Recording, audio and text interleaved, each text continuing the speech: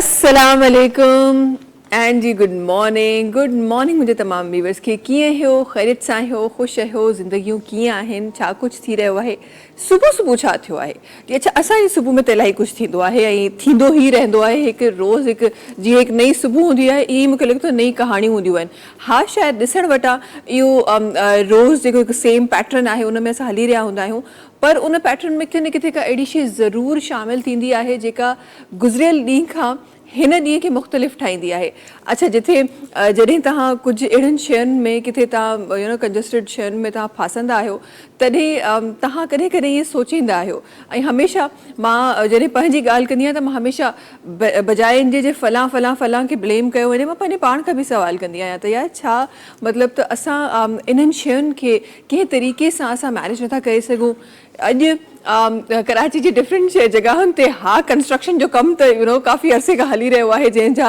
मुतासिरीन असां सभई आहियूं बट येस समटाइम्स कुझु अहिड़ा कम जेके अनएक्सपेक्टेडली साम्हूं अची वेंदा आहिनि ऐं उन्हनि टाइम से अची वेंदा आहिनि जंहिं टाइम ते इंसानु सोचे बि न सघंदो आहे त यार ही उहो टाइम आहे इहो ई टाइम सिलेक्ट थियणो हो हिन कम जे लाइ अक्सर जॾहिं तव्हां कंस्ट्रक्शन जी ॻाल्हि कंदा आहियो त सुधरियल जेके मुआशिरा आहिनि उन्हनि में हमेशह असां इहो ॾिठो आहे त उहो टाइम जेको सभिनी खां घटि ट्रैफ़िक जो टाइम आहे जेको सभिनी खां घटि रवानगी जो टाइम आहे कमु उन टाइम ते रोडनि ते कंस्ट्रक्शन जो थींदो आहे पर हिते कुझु कहाणी बि आहे हिते असां जेॾी महिल पीक टाइम हूंदो आहे ओॾी महिल ई कमु खोले वेंदा आहियूं चलो जेको बि आहे इन में बि हिकु पॉज़िटिव शइ आहे त घटि में घटि कमु त थिए पियो ठीकु आहे 2-3 ॾींहं असां मुश्किल में हूंदासीं 2-3 ॾींहं लेट ईंदासीं इन खां वधीक छा थींदो बट येस उन खां पोइ रोड स्मूथ हूंदो एटलीस्ट इहो हिकु सुठो पॉइंट आहे जेको थियण वारो आहे ऐं हमेशह जीअं मां तव्हांखे चवंदी आहियां त जी हर शइ में पॉज़िटिव शइ जेका आहे उहा ॾिसंदा कयो सो अॼोके हिन पॉइंट खे बि बजाए इन जे जो असां इन तरफ़ खणी वञूं त जी हेतिरो असांखे टाइम लॻो हीअं थियो हूअं थियो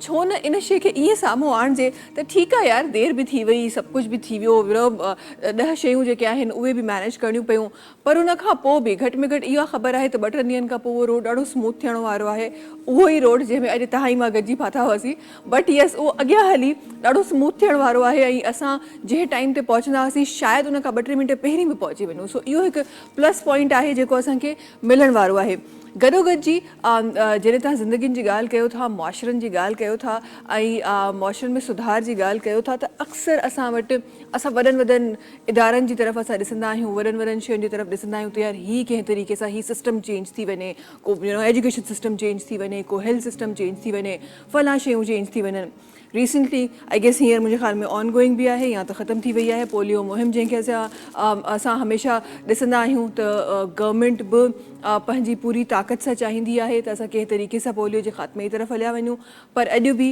असांखे हा साल में शायदि 2-3 केसिस पर अॼु बि मिली रहिया आहिनि असां उन्हनि कंट्रीज़ मां आहियूं जिथे दुनिया पोलियो फ्री थी वई आहे अॼु बि असां उन्हनि कंट्रीज़ मां आहियूं जेके शायदि घटि मिक़दार में पर हींअर बि असां इफेक्टेड आहियूं पर छा असां सुभाणे जे लाइ हींअर जेको थी रहियो आहे उहो त थी रहियो आहे पर छा सुभाणे जे लाइ असां तयारु आहियूं त असां पंहिंजे मुल्क खे पोलियो फ्री ठाहे सघूं अच्छा न सिर्फ़ु उहे माण्हू जेके इफेक्टेड आहिनि बल्कि उन्हनि जो तमामु फैमिली इफेक्ट थी रही आहे गॾोगॾु वरी उहे वर्कर्स जेके इन सेक्टर में कमु करे रहिया आहिनि इफेक्ट उहे बि थियनि था शायदि इन स्पेसिफिक मर्ज़ जे करे न बट येस डिफरेंट इंसिडेंट्स जे करे उहे बि इफेक्ट थियनि था त अॼु मां सोचो छो न पंहिंजे प्रोग्राम में असां कुझु अहिड़नि महिमाननि सां तव्हांखे मिल रहिया आहियूं जेके तव्हांखे पंहिंजो उहो लिविंग जेके एग्ज़ाम्पल आहिनि उहे आहिनि ऐं जिथे असांखे ईअं लॻंदो आहे त यार कुझु असांजी ज़िंदगी में अहिड़ो कुझु थी वियो असां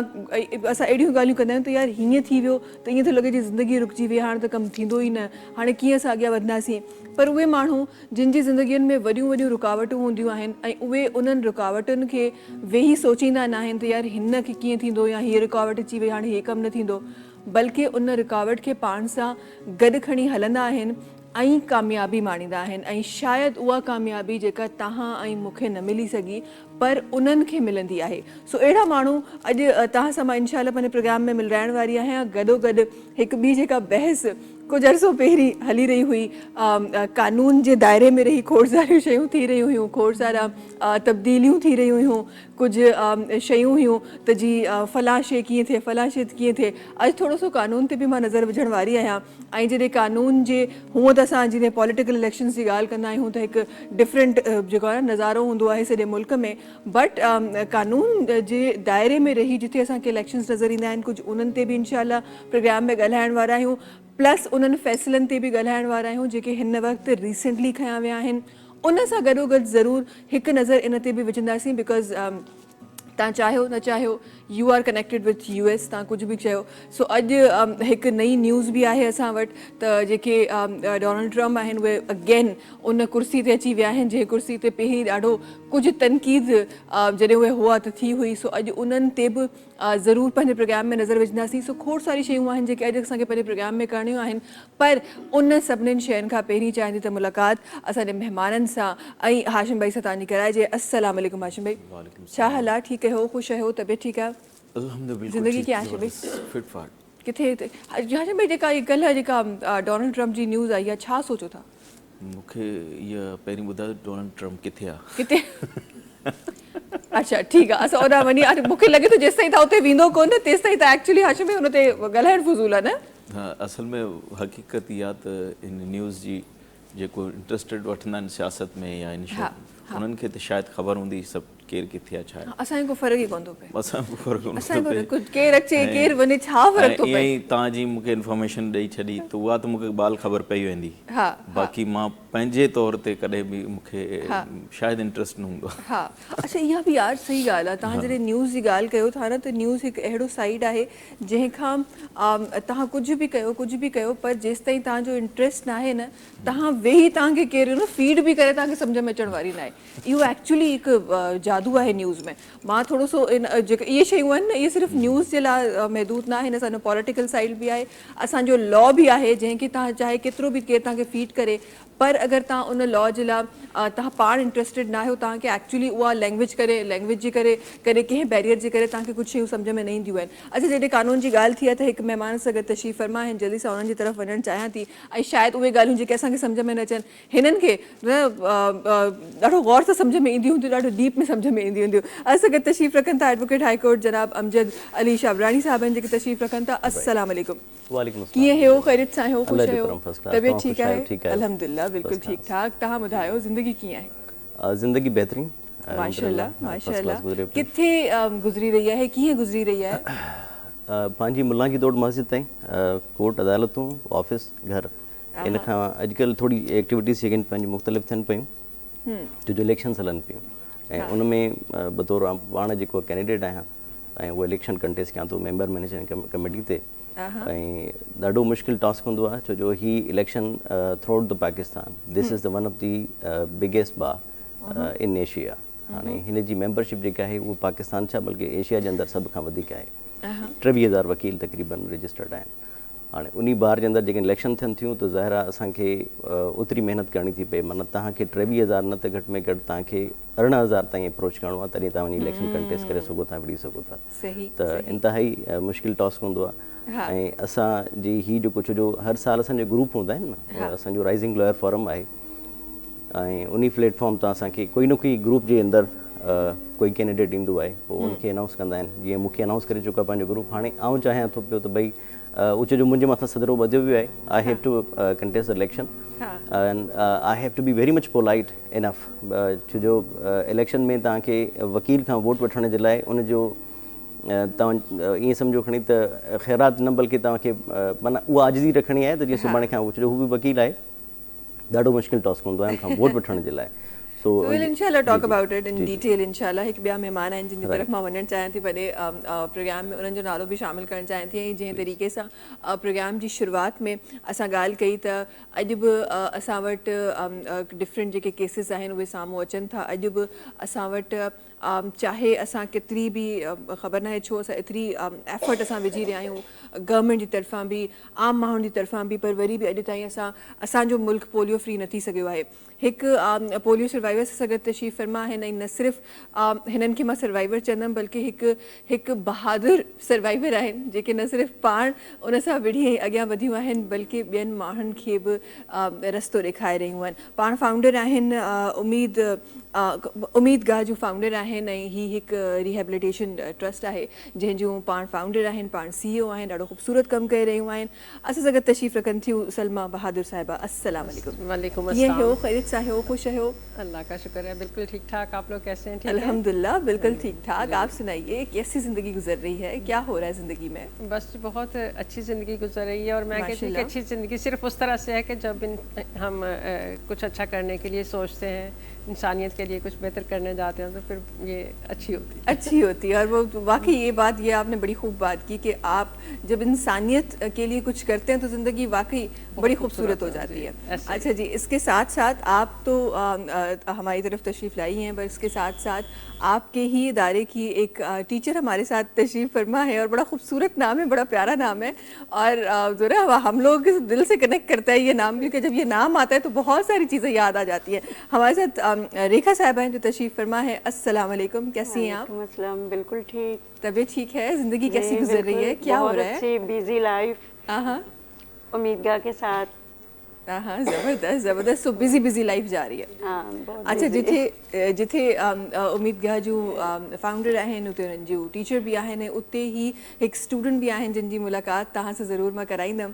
ऐं अच्छा, ही उहो पैकेज आहे जेको तव्हांखे उम्मीदगाह जो हिकु ख़ूबसूरत जेको इमेज आहे उहो ॾेखारण वारो आहे। असां गॾु तशरीफ़ रखनि थियूं मोहतरमा सनिया फ़ातिमा ज़ैदी साहिबा आहिनि जेके तशरीफ़ रखनि थियूं। अस्सलाम वालेकुम। अस्सलाम वालेकुम। वालेकुम अस्सलाम। ठीक ठाक, आप कैसी हैं? अल्लाह का शुक्र है। तबीयत कैसी है, क्या हो रहा अल्लाह का है, शुक्र है।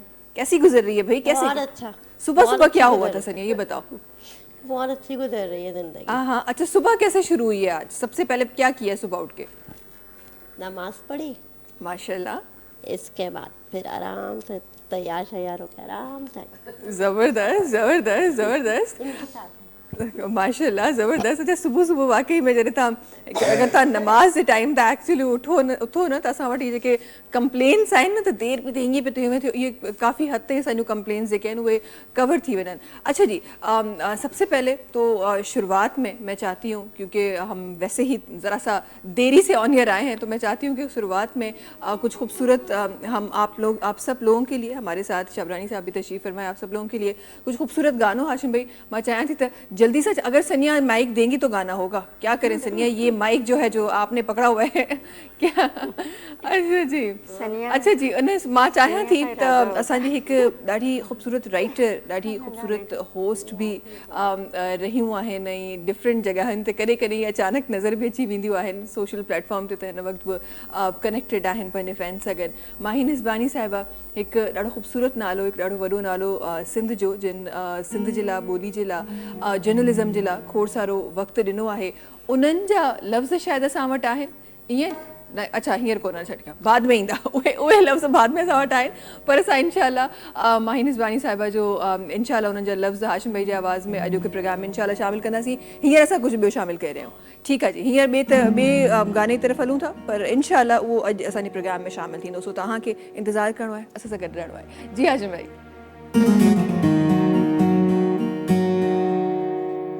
आवारगी में हद से गुजर जाना चाहिए, लेकिन कभी कभी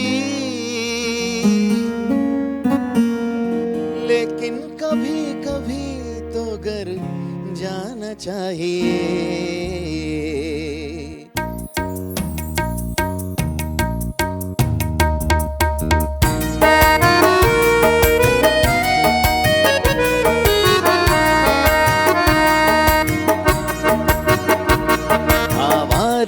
में हद से गुजर जाना चाहिए, आवारगी में हद से गुजर जाना चाहिए, लेकिन कभी कभार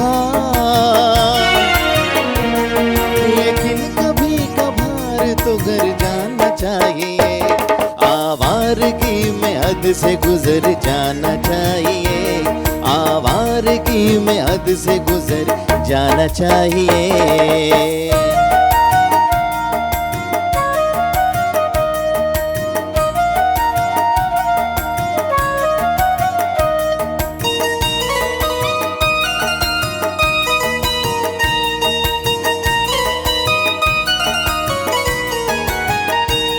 मुझसे बिछड़ कर इन दिनों किस रंग में है वो,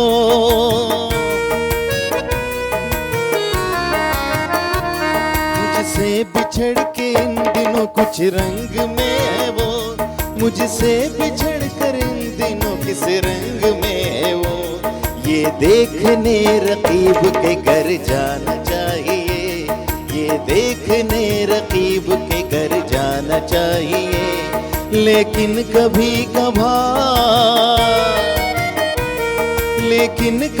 कभार तो घर जाना चाहिए। आवारगी में हद से गुजर जाना चाहिए, आवारगी में हद से गुजर जाना चाहिए।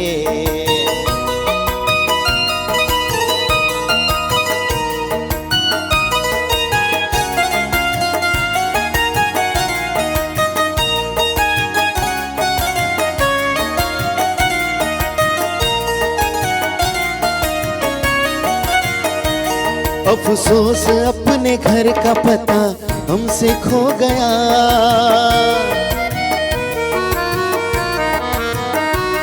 अफसोस अपने घर का पता हमसे खो गया, अफसोस अपने घर का पता हमसे खो गया। अब सोचना है ये कि किधर जाना चाहिए, अब सोचना है ये कि किधर जाना चाहिए। लेकिन कभी कभार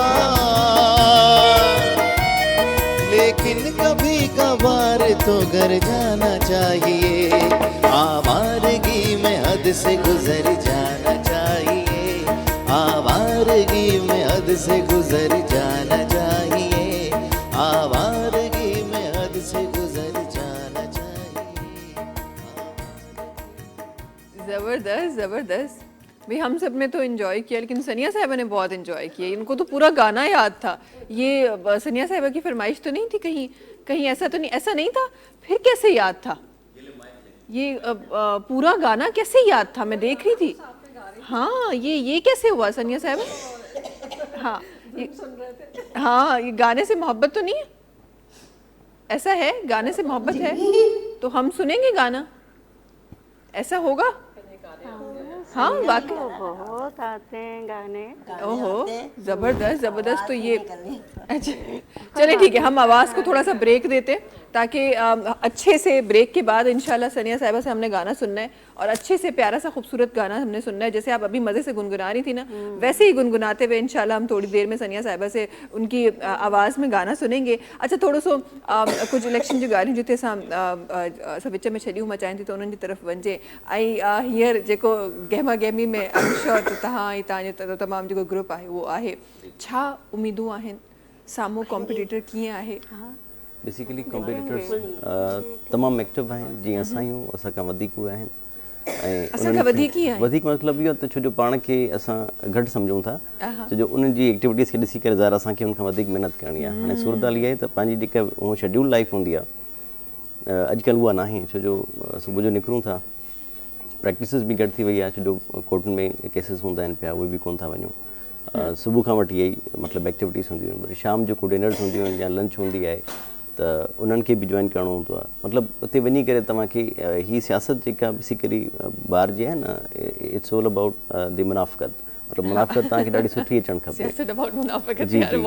त हिकिड़ो इनफॉर्मल आउं ॿुधायां थो पियो, एंड तव्हांजी लैंग्वेज में मुनाफ़क़त ई चवंदा, छो जो असां वटि इहो हूंदो आहे त सभिनी खे आसिरो ॾींदा आहियूं, पोइ इलेक्शन में जेको वोट कंदो आहे उहो माण्हू पंहिंजे ज़मीर जो हूंदो आहे। ऐं हीअ असांजी ॿाहिरि जी इलेक्शन ख़ुशूसन कराची जी, छो जो अगरि तव्हां इंटीरियर में वञो, मतिलबु मुख़्तलिफ़ शहरनि में, त उते ॿाहिरि जी एतिरी इलेक्शन न महांगी हूंदी आहे, ऐं नई वरी जेको उन्हनि जी इलेक्शन जेका आहे मुश्किल हूंदी आहे। असांजी मुश्किलनि जे करे, छाकाणि त असांजी ॿार वॾी आहे ऐं उनजा जेके ज़ाहिर फंड्स बि आहिनि, घणी शयूं आहिनि, उनजी हिकिड़ी पावर प्रेस्टिज आहे। पोइ उनजे लाइ ज़ाहिर हर जेको बि ग्रुप आहे उहो महिनत कंदो आहे त जीअं असां अॻियां अची करे असां सर्व कयूं ऐं असांजो मतिलबु हिकिड़ो नालो हुजे त ज़ाहिर आहे कोशिशि इहा रहंदी आहे। सो बहरहाल ॾाढी जीअं तव्हांखे चयो त पंहिंजे तौर ते असां जेका आहे उन टेन्योर खणी मिसाल जे तौरु अगरि डिनर आहे त तव्हांखे राति जो 1-2 बजे घर वञिणो थो पए, सुबुह जो 7 बजे तव्हांखे वरी कोर्ट पहुचणो आहे, सुबुह जो तव्हांखे कोर्ट वठिणो आहे, सॼे ॾींहं में तव्हांखे एक्सरसाइज़ करणी आहे, चेंबर वर्क्स हूंदा आहिनि, मतिलबु तव्हांखे वकिला ॾे जेको आहे ऑफिसिस में वञी करे उनखे अर्ज़ु करिणो हूंदो आहे त तव्हां असांखे वोट कयो। पोइ असांजा जेके कॉम्पिटिटर्स बि आहिनि ज़ाहिर उहे बि सुठा कैंडिडेट्स आहिनि, उन्हनि खे बि जेको आहे असांजी मतिलबु वर्थ रखनि था पिया, छो जो this is not the winning और लूज़िंग। जॾहिं तव्हां खटींदा आहियो या हाराईंदा आहियो, वरी सुभाणे ते तव्हां गॾु ई वेठा हूंदा आहियो जेके हारायल, छो जो ज़ाहिर दोस्त आहियूं न, पाण में कलीग बि आहियूं, सभु कुझु आहे, त असांजी का जंग कोन्हे जेका नॉर्मली तव्हांखे एग्ज़ैक्टली हाणे थींदो ई आहे। जेकॾहिं मिसाल जे तौरु तव्हां अगरि जनरल इलेक्शन जी ॻाल्हि था कयूं त उनमें इहो थींदो त उनमें मतिलबु हू झड़ा बि कंदा आहिनि, वणंदा बि आहिनि, सभु कुझु असां वटि न आहे, ॾाढी मुहबत हूंदी आहे। इलेक्शन जे ॾींहं ते तव्हांखे मतिलबु ॾाढो सुठो माहौल मिलंदो आहे असां वटि। So I believe this is the only platform that where I contest my election and मूंखे ईद जो ॾींहुं लॻंदो आहे जॾहिं इलेक्शन जो ॾींहुं थींदो आहे। बाक़ी महिनत आहे ॾाढी, कोशिशि कयूं पिया। सही। सो इंशाल्लाह उम्मीद कंदा आहिनि सुठी रखिजे। ऐं तव्हां जॾहिं कुझु करणु चाहींदा आहियो न त पोइ जीतणु या हारणु दैट इज़ अनदर स्टोरी। उन ते वॾा जेके फिलोसफर उन्हनि खोड़ सारियूं शयूं लिखियूं आहिनि, बट वट आई बिलीव त तव्हां चाहे जीतो या हारो, तव्हांखे ह्यूमैनिटी खे सर्व करण जे लाइ कंहिं जीत जी कंहिं कुर्सी जी ज़रूरत कोन्हे। अगरि तव्हां हारे बि उनखे सर्व करे सघो था। सो ही हिकु बज़ाहिरनि तौर ते हिकु जॻह आहे जेका तव्हांखे मिलंदी जंहिंमें तव्हां वधीक ओपनली सर्व करे सघंदो, प्लस पॉइंट आहे। बट अदरवाइज़ जंहिं माण्हू जे दिलि जे अंदरि उहा सर्विस हूंदी आहे न, त उहा पोइ चाहे जीते या हारे उहो सर्व उहो कंदो ही रहंदो आहे। हाँ बिल्कुल यही है। अच्छा जी, आपकी तरफ आना चाहूँगी और ज़रा सा सलमा साहिबा ज़रा सा जानना चाहती हूँ सबसे पहले तो जो आपकी तमाम जो ज़िंदगी है बड़ी मुश्किलातों से बड़ी खूबसूरती से निकली हैं आप, बड़ी बहुत सारी मुश्किलातों को फेस करके, और आज न जाने कितने और लोगों को आप उन मुश्किलातों से आप बाहर निकाल रही हैं और उनको आगे की अच्छी ज़िंदगी दिखा रही हैं, सही राह दिखा रही हैं। सबसे पहले तो उम्मीदगाह के बारे में आपके लफ्ज़ों में जानना चाहूँगी, और वो मंज़र जो उम्मीदगाह में जाके हमें मिलता है वो मैं चाहती हूँ आपके लफ्ज़ों में हम अपने नाज़रीन तक पहुँचाएँ। सबसे पहले तो मैं सबको बहुत मतलब आप लोगों ने जिस तरह से हमें वेलकम कहा है उसके लिए बहुत बहुत थैंक यू, क्योंकि ये बहुत अच्छी बात होती है कि हमें अपॉर्चुनिटी मिले कि हम जिस तरह से सोसाइटी में सर्व कर रहे हैं वो लोगों तक पहुँचे। क्योंकि बहुत सारे लोग अंधेरे में होते हैं ना, जैसे अगर लोगों के घरों में स्पेशल चाइल्ड है, उन्हें नहीं पता कि ये इसके लिए लाइफ कुछ बेहतर हो सकती है। वो यही समझते हैं कि अभी ये अल्लाह ताला की तरफ से हमें कोई सज़ा मिल गई है, हमें हमारे लिए कोई ऐसा कोई बद्दुआ है। और इन चीज़ों को जब हम लोगों को बताएंगे जो इदारे काम कर रहे हैं, तो फिर पता चलेगा कि अवेयरनेस के थ्रू कि लोग जो हैं इन बच्चों को निगलेक्ट नहीं करें, इन्हें एक्सेप्ट करें। ये अल्लाह ताला की तरफ से बहुत बेहतरीन और कलरफुल तोहफ़ा है। अगर हम इसे एक्सेप्ट करते तो हम इनकी हेल्प करते हैं ना जब, तो बहुत सारे चेंजेस आते हैं लाइफ में, बहुत सुकून मिलता है। क्योंकि मैं तो अपना ईमान ये रखती हूँ कि अल्लाह ताला कभी किसी के साथ तो बुरा नहीं हो सकता ना, खुदा की तरफ से तो कभी नहीं हो सकता। अगर हमारे ऊपर कोई आजमाइश आई है तो और हमारी मतलब बेहतरी के लिए आई होगी। तो मैं उम्मीदगाह पे भी वापस आती हूँ, क्योंकि मैं थोड़ा सा ना बच्चों पे जब बात आती तो इमोशनल भी हो जाती है, क्योंकि मैं अटैच हूँ इस तरह से। और इसकी सबसे बड़ी वजह ये है कि मैं खुद अफेक्टेड हूँ पोलियो से। मैं 3 साल की उम्र में पोलियो से अफेक्टेड हुई, और जब पोलियो एक दफ़ा हो जाता है तो ये तमाम लाइफ के लिए आपने सर्वाइव करना होता है। हाँ, इसमें रिहेबिलिटेशन ज़रूर हो जाती है कि आप अपना कुछ ऐसे अडॉप्टेशन है उनके साथ आप बेहतर चल सकते हो या कॉन्ट्रैक्चर बनने से रोक सकते हो। मगर उसके साथ साथ ये है कि एक मोटिवेशन लोगों के लिए ये भी होनी चाहिए कि पोलियो कोई ऐसा नहीं कि आपकी लाइफ डैमेज कर देगा। अगर आपके अंदर बढ़ने का जज्बा है तो बहुत सारे बेहतर काम कर सकते हैं। मैंने इसी तरह से अपनी तालीम जारी रखी, और इट वाज़ वेरी डिफ़िकल्ट कि एक नॉर्मल इंसान और एक थोड़ा सा प्रॉब्लम के साथ जो होता है, तो वो अगर वो सोसाइटी में मूव करना चाहता है, आगे बढ़ना चाहता है, वो उससे डबल एफर्ट कर रहा होता है आम लोगों से ना। बिल्कुल, क्योंकि देखिए जहाँ पे नॉर्मल बच्चे भाग दौड़ कर सकते हैं, वो पोलियो ज़्यादा बच्चा तो उस तरह से नहीं कर सकता।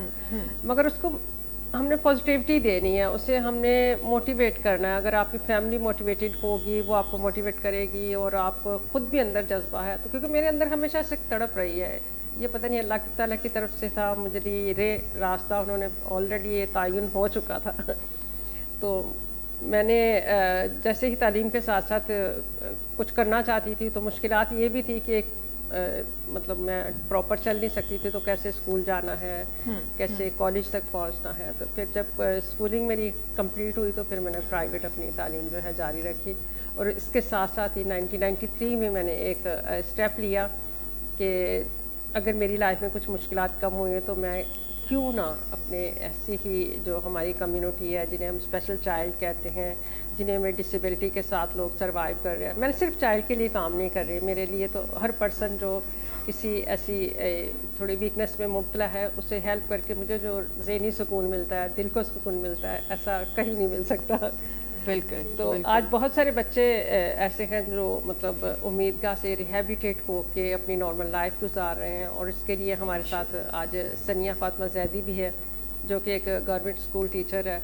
और इसमें सबसे बड़ा हाथ इदारे के साथ साथ पेरेंट्स का होता है। अगर आपके पेरेंट्स मोटिवेटेड नहीं हैं, वो इन चीज़ों को नहीं समझते कि बच्चा कुछ कर सकता है, तो आप बेशक जितना भी 8-10 घंटे में कोई इदारा कुछ इतना नहीं कर सकता जितना पेरेंट्स के साथ 24 घंटे बच्चा रहता है। तो उनके लिए तो इसलिए हम लोग ना मुख्तलिफ अवेयरनेस प्रोग्राम भी तरतीब देते हैं कि जो पेरेंट्स को ट्रेन किया जाए कि अगर बच्चा है आपकी फैमिली में, तो उसे किस तरह से आपने ट्रेन करना है।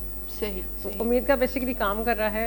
अच्छा, उम्मीदगाह पे तो बिल्कुल हम बड़ी डिटेल पे आएंगे, लेकिन यहाँ एक चीज़ जब आपने पेरेंट्स की बात की है, तो मैं ज़रूर ये शामिल करना चाहती हूँ कि हमारे पास सलमा साहब, आपने भी देखा होगा कि हमारे पास अगर कोई ऐसा, मैं ये बताती चलूँ कि ना सिर्फ आप पोलियो इफेक्टीज़ के लिए, तमाम जितने भी स्पेशली एबल्ड बच्चे हैं उनके लिए, डाउन सिंड्रोम बच्चों के लिए, बहुत लोगों के लिए आप बहुत अच्छे से काम कर रही हैं। और उम्मीद का सिर्फ टैग नहीं है कि सिर्फ पोलियो इफेक्टेड ही आएंगे, तमाम वो लोग जिनको ज़रूरत है वो आ सकते हैं। तो पहले तो मैं ज़रा सा इस चीज़ को समझना चाहती हूँ कि हमारा पेरेंट ऐसे बच्चों को अक्सर हमने देखा है, जब भी कोई ऐसा बच्चा घर में होता है, हमारा सबसे फर्स्ट जो स्टेप होता है उन बच्चों के लिए कि हम दुनिया से छुपा दें कि जी हाँ जी हमारे घर में कोई ऐसा बच्चा है। ये छुपाने वाली बात है ना, मैं हमेशा इस चीज़ पे बिलीव करती हूँ, अगर कोई गलती हुई है आपसे, चाहे आप, ये तो हम उन बच्चों की बात करें, लेकिन अदरवाइज़ अगर आपसे कोई गलती हुई है या आपको लगता है कि मेरे अंदर कोई कमी है या कुछ ऐसी चीज़ है, जब तक आप उसको एक्सेप्ट नहीं करेंगे आप उसको सही नहीं कर सकते। इसी तरह जब तक ऐसे बच्चों को आप ओन नहीं करेंगे, उनको नॉर्मल लाइफ नहीं दे सकते। तो ओन करना एक बड़ी रिस्पॉन्सिबिलिटी है जो शायद हमारे पेरेंट्स इतने अच्छे से नहीं निभा सके, लेकिन उम्मीदगाह निभा रहा है, ये बहुत अच्छी बात है। और जल्दी सा ब्रेक जो टाइम है, और उसके बाद वापस आके उम्मीदगाह पे एक तफसीली इंशाल्लाह गुफ्तगू होगी। और वो मंज़र जो बड़ी खूबसूरती से आप इंजॉय करती है, मैं चाहती हूँ कि हमारे नाज़रीन के सामने आप सब लोगों के लफ्ज़ों में वो मंज़र हम देख सकें और समझ सकें, और शायद लोगों को सिखा सकें कि हर इंसान, चाहे वो कितनी एबिलिटीज़ से खुदा ताला ने उसको नवाजा है, या कम से ज़्यादा से जितनी भी नवाजा है, लेकिन हर इंसान अपनी एक जगह रखता है। जल्दी सा ब्रेक की तरफ हलूँ था, वापस ही तहाँ हम वरी मुलाकात करना सी, ऐं खोड़ सारी शयूं भी इंशाल्लाह शेयर करना सी। वक्त थियो ब्रेक जो, तहाँ सां मुलाकात कयूं था हिन ब्रेक खां पोइ।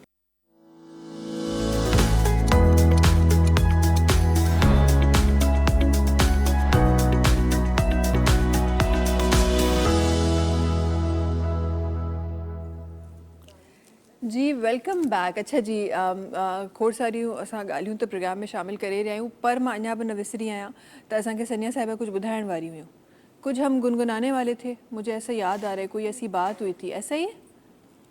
क्या सोचा, क्या सुनाना है? अच्छा भाई माइक में सुनाएंगे, हम ऐसे नहीं सुनाएंगे भाई, हमें पूरी हमने ओहो जबरदस्त। तो वो जो हमने ना आपके लिए हमने सोचा कि आपके हाथ फ्री हो, इसीलिए हमने छोटा सा एक माइक आपको लगा दिया है जो पूरी तरीके से आवाज जाएगी अब हमारे नाज़रीन तक।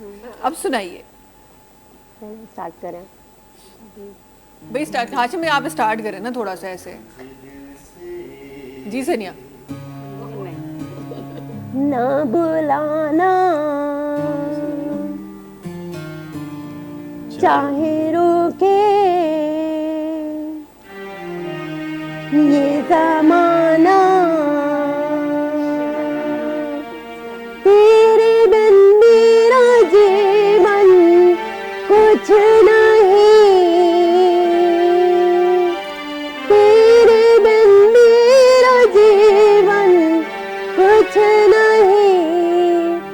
कुछ नहीं, कुछ नहीं।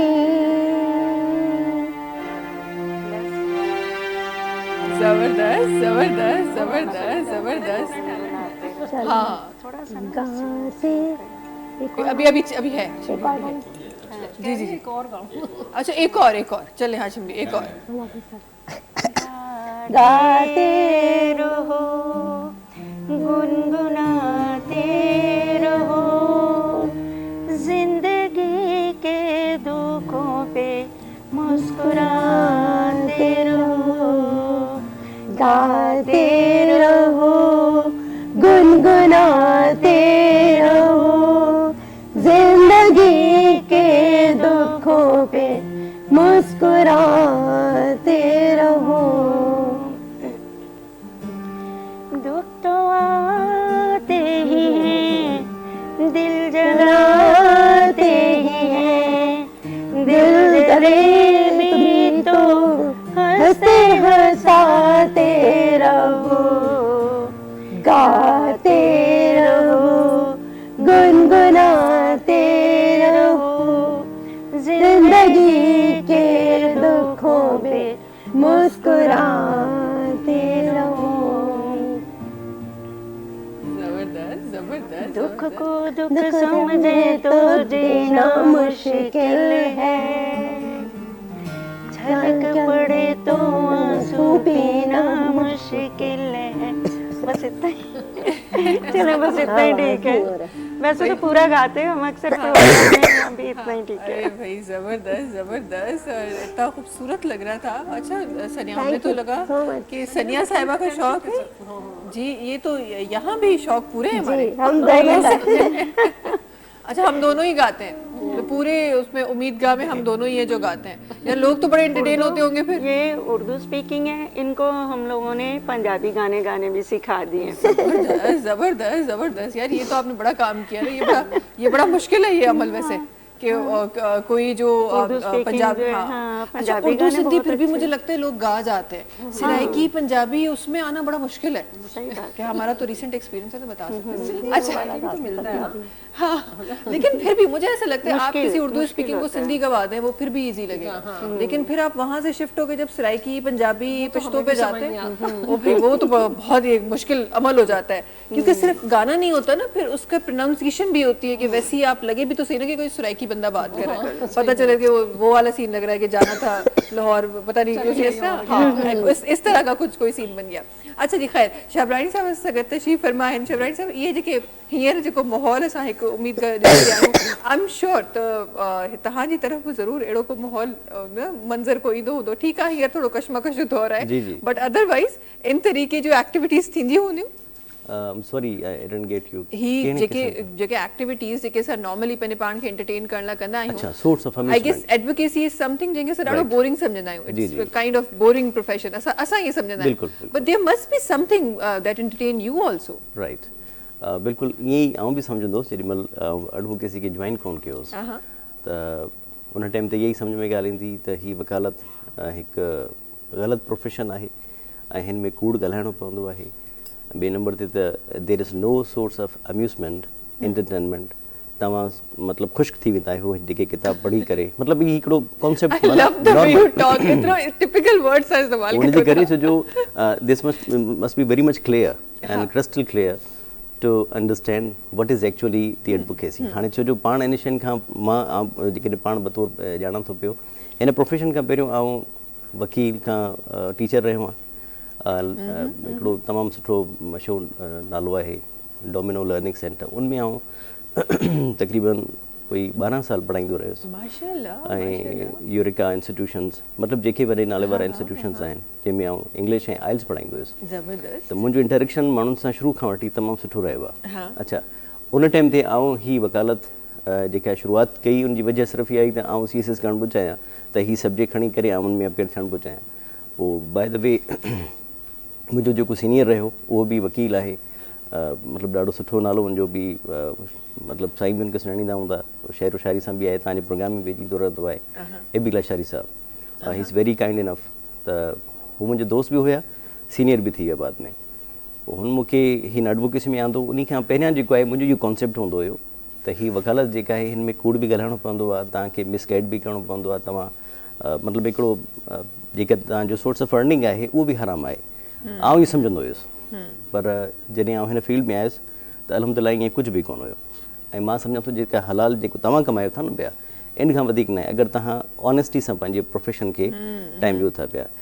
त उन टाइम ते मुंहिंजो जेको सीनियर हुयो उन मूंखे हिकिड़ी ॻाल्हि चई त तव्हां सर बाय द वे हू मुंहिंजो शागिर्द बि रहियो आहे, उहो वॾी हिकिड़ी लंबी छो जो ज़ारे डोमिन में मां पढ़ाईंदो हुयुसि, त उन्हनि ई मूंखे सजेस्ट कयो तव्हां U can be a good lawyer, छो जो तव्हांजी अंग्रेज़ी सुठी आहे, तव्हां असां खां वधीक सुठो अर्न बि करे सघो था, तव्हांजी सुठी हिकिड़ी प्रेज़ेंटेशन, छो जो वाक़ई अॼु आउं महसूसु कयां थो पियो त जेको CSS जो मुंहिंजो ख़्यालु हुयो त उहो ख़्यालु ग़लति इन करे निकितो छाकाणि त हू चए पियो जेकॾहिं तव्हां मिसाल जे तौरु अगरि CSS पास बि करे सघो था लेट सपोज़ त तव्हांखे वरी बि करप्शन खां बग़ैर तव्हां कुझु नथा करे सघो। हीअ असांजी डेमोक्रेसी हिन मुल्क जे अंदरि ईअं ई आहे। हिकिड़े CSP ऑफिसर जी पघार जेका आहे न उहा लख खां वधीक न हूंदी आहे, पर छो जो उनजे जेके ही सराउंडेड बाय ओ लग्जरियस, ऐं उहे लग्जरियस कीअं था अचनि पिया उहो तव्हां असां ॼाणूं था पिया एज़ हिकु पढ़ियलु लिखियलु मुआशिरे में त वधीक अहिड़ा माण्हू बि आहिनि जेके उन सां सेल्फी कढाइण या उन सां मिलणु उहो हिकिड़ी वॾी ऑनर सम्झंदा आहिनि पिया। त हुन मूंखे चयो त तव्हां सुठो करे सघो था पिया, सुठो चार्ज करे सघो था, तव्हां सुठी फीस वठी सघो था। त बहरहाल उहो डिफिकल्ट टास्क हुयो। जेॾी महिल आउं हिन फील्ड में आयुसि त पहिरियों त जेके हिकिड़ो अरसो ॾिनोसीं टीचिंग खे सुठो अर्न कंदा हुआसीं, उहो सॼो कुझु स्टॉप थी वियो, सभु बेड़ियूं साड़े करे आयासीं। पोइ कुझु अरसो अहिड़ो माना हिकिड़ो ॾुखियो गुज़रियो, छो जो ज़ाहिर आहे आउं सम्झां पियो त जेॾी महिल तव्हां सभु कुझु ख़तमु था कयो ऐं नई हिकिड़ी जेको रस्ते ते निकिरो पिया उहो ॾाढो मुश्किल हूंदो आहे। मतिलबु तव्हां when you have empty pockets त these really teach you a lot. त आउं इहो सिखियो। हिन टीचिंग जे दौरान मूं वटि मतिलबु हिकिड़ो मिसाल ॾियां थो त गाॾी बि हूंदी, पैसा बि ठीकु ठाकु हुया। जॾहिं आउं वकालत में आयुसि उहे पैसा बि ख़तमु थी विया, उनखां पोइ गाॾी बि सेल आउट करे छॾी, बाद में जेको असां रोड ते अची वियासीं। पर इन मतिलबु हिकिड़े जोश हुयो पाण में त कुझु करिणो आहे। अल्हम्दुलिल्लाह उहो वक़्तु गुज़री वियो तमामु बहितरीनु ऐं सभु शयूं वापसि अची वियूं। त आउं उन सीनियर जी मतिलबु मां अॼु बि कंदो आहियां, छो जो पहिरियों मूंखे ईअं महसूसु थिए पियो त मूंसां ज़ुल्म कयो आहे हिन फील्ड में आणे करे, पर पोइ मां उन सां कुझु अर्सो पहिरियां मुलाक़ात बि कई। मुंहिंजो सर मूंखे अॼु वक़्तु यादि थो अचे पियो त तव्हां जो सुठो तव्हां करे सघो था। अल्हम्दुलिल्लाह अॼु मुंहिंजी सुठी स्टैंडिंग आहे हाई कोर्ट में, ऐं हेठि बि मुंहिंजा मतिलबु जूनियर्स बि आहिनि, एसोसिएट्स आहिनि, मुंहिंजो पंहिंजो फॉर्म रजिस्टर्ड आहे। त हीअ सभु शयूं जेके आहिनि अल्हम्दुलिल्लाह वक़्त सां जेको आहे ऐं सभु कुझु जेको बि आहे रिकवर करे वियो आहे। त इहे सभु शयूं जेके बि थियनि थियूं पियूं तव्हांजी महिनत सां। ऐं ॿियो आउं सम्झां थो त जेके तव्हां पंहिंजे प्रोफेशन सां सचा आहियो, तव्हां कूड़ कोन था ॻाल्हायो। अच्छा, कूड़ जेकॾहिं ॻाल्हाइणो बि हूंदो आहे न, उहो तव्हांजे क्लाइंट खे ॻाल्हाइणो हूंदो आहे, तव्हांखे न आहे। छो जो we are to present the accused and defendants whatever जो बि आपकी जो जेका तव्हांजी पार्टी आहे तव्हां उनखे प्रेज़ेंट कंदा आहियो कोर्ट में। बाक़ी जेकॾहिं कूड़ बि ॻाल्हाए थो कसम उहो पाण खणंदो, असांखे कसम न खणणो हूंदो। त इन हवाले सां असांजी फीस बि जेका आहे हलाल आहे, ऐं छो जो क्लाइंट हारींदो आहे, असां कोन हारींदा आहियूं। केस जेको असां खटींदा आहियूं जेॾी महिल त असां ई खटींदा आहियूं। इहा हिकिड़ी पॉलिसी आहे जेका रखूं था। सो जीअं तव्हां ए बी लाशारी साहिब जी ॻाल्हि कई, उहे शाइर आहिनि, I am sure they are more names जेके शाइर बि हूंदा, सिंगर्स बि हूंदा, हुन में एक्टर्स बि हूंदा। सो हिकु एंटरटेनमेंट जो हिकु फैक्टर असांखे इन फील्ड में बि नज़र अचे थो। हीअ जेको हिकु मिसकंसेप्शन आहे न माण्हुनि जो, त ॾाढो को तव्हांजी ज़ुबान में ख़ुश्क फील्ड आहे, उहो न आहे। इन में बि रंगीनियूं किथे न किथे आहिनि, सुठियूं रंगीनियूं किथे न किथे आहिनि। अच्छा जी, असां उमेद गाह जे बारे में कुझु ॻाल्हाए रहियासीं, ऐं उहे ॻाल्हियूं जेके आहिनि उहे किथे अधूरी रहिजी वियूं। मां चाहियां थी त उन्हनि ॻाल्हियुनि खे वराए सां कंटिन्यू कजे।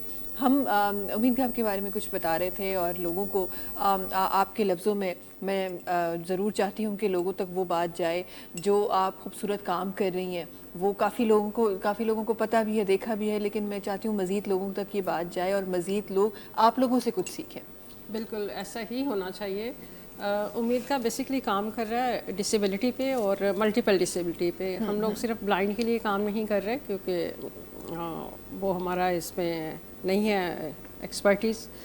बाकी हर तरह की डिसेबिलिटी जिसमें हम स्पेशली सीपी चाइल्ड के लिए ना सेरेब्रल पॉल्जी जो बाय बर्थ बच्चों को फालिज से मुतासिर हो जाते हैं ऑक्सीजन की कमी की वजह से, बिफोर बर्थ भी हो जाते हैं और आफ्टर बर्थ भी ना, और उसके साथ साथ down syndrome, autism, CP child, deaf and mute, हम सब डिसेबिलिटी पे काम कर रहे हैं। और हमारा है rehabilitation welfare trust basically day care centre हम भी से कह सकते हैं, क्योंकि बच्चे हमारे पास मॉर्निंग में आते हैं और आफ्टरनून में अपने घरों मतलब उन्हें जाना होता है। सही। और उस दौरान हमारी जो एक्टिविटीज़ होती हैं, बच्चों की एजुकेशन है, और एजुकेशन बच्चों को इस तरह, क्योंकि हर बच्चा जो है इंडिविजुअल डिसेबिलिटी के साथ है, उससे उसकी IQ लेवल उसका डिफरेंट है। ऐसा नहीं है कि जैसे नॉर्मल बच्चे हैं तो वो अगर 5 साल के है तो वो एक ही क्लास में। इसमें हो सकता है बच्चा हमारे पास है तो 30 साल का, मगर उसकी एज जो है 5 साल की हो, मेंटल एज ना, IQ लेवल उसका, तो फिर उसी तरह से हमें उन्हें ट्रीट करना होता है।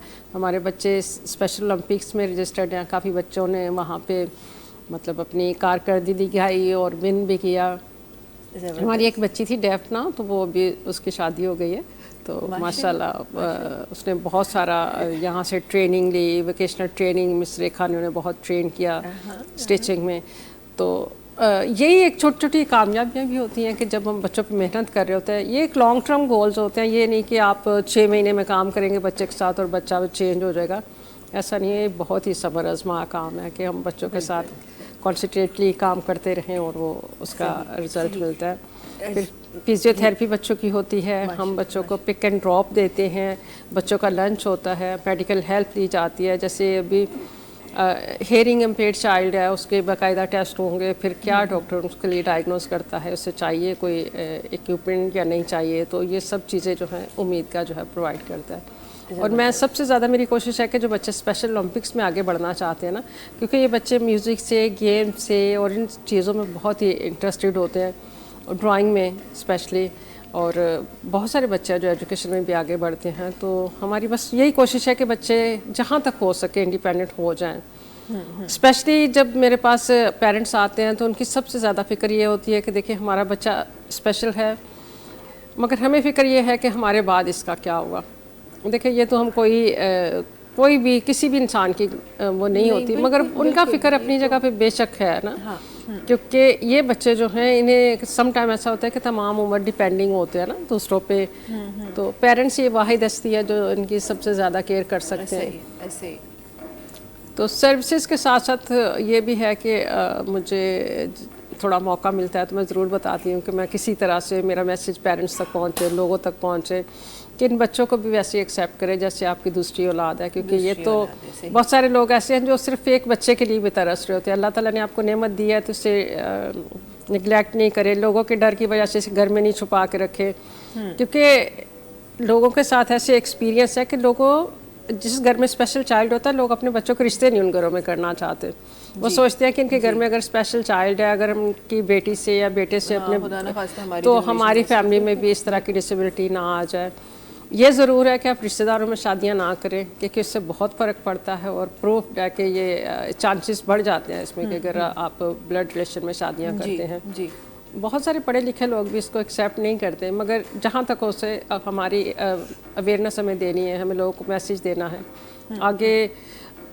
अगर एक्सेप्ट करते हैं लोग तो खुशी होती है कि चले इन्होंने इस बात को माना, हो सकता है मैं कोई एक ज़िंदगी भी बचा ले तो बिल्कुल बड़ी बात है। कहते हैं आपने अगर किसी एक ज़िंदगी, एक इंसान की ज़िंदगी की आपने उसकी आपने टेक केयर की या उसकी मदद की, तो आपने पूरी इंसानियत की। जी ऐसे ही है। ये तो कहते हैं हम, क्योंकि जब आप अपने रिलीजन को देखते हैं और फिर ऐसी सर्विसेज को देखते हैं, तो मुझे लगता है अल्लाह ताला ने वहाँ पर आपके लिए, वैसे भी खुदा ताला ने बहुत नेमतें हमें नवाजी हैं, लेकिन वहाँ एक दरवाज़ा ऐसा खुला हुआ है जो आपको बस दे ही रहा है, और वो काउंट नहीं कर रहा है कि एक बंदा है, 2 है, 50 हैं, 100 हैं।